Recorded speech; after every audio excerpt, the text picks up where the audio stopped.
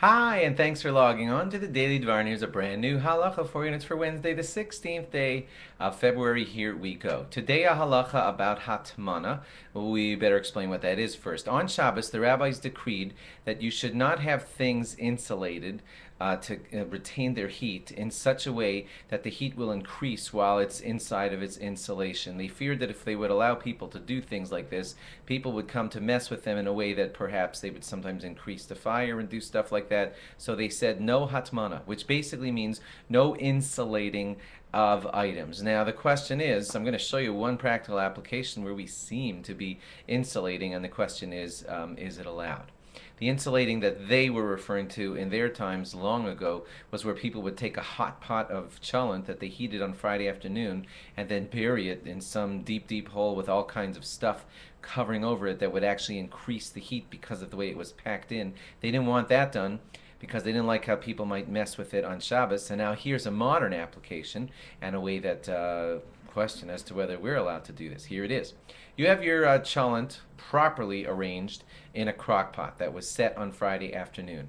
And a crock pot does need to be set up properly, halachically. We're not even discussing that now, but you should speak to your rabbi about how to use a crock pot exactly right. But assuming you are using your crock pot correctly, can you then take a wrapped up piece of kishka?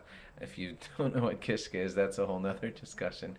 It's basically some kind of stuffing, all wrapped up, and then put that inside of the cholent and leave it that way all the way until lunchtime on Shabbos afternoon. Is that hatmana? Are you allowed to do that? It seems like you're insulating that piece of kishka inside of the cholent, and the rabbi said you're not allowed to cause foods to be insulated on Shabbos, even if you set it up before Shabbos.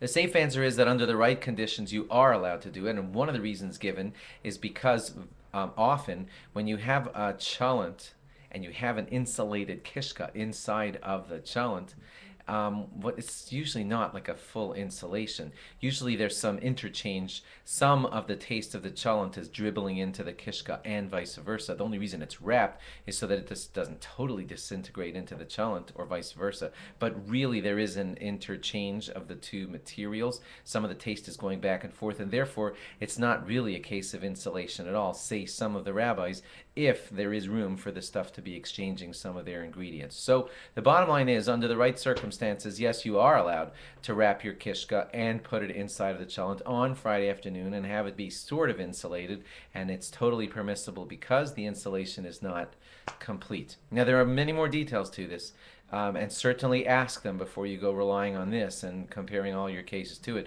But now you know some of the building blocks of how to ask the question and how to set up what you're doing, and maybe you didn't know about Hatman at all, and now you know to watch out for it when you're setting up your cholents.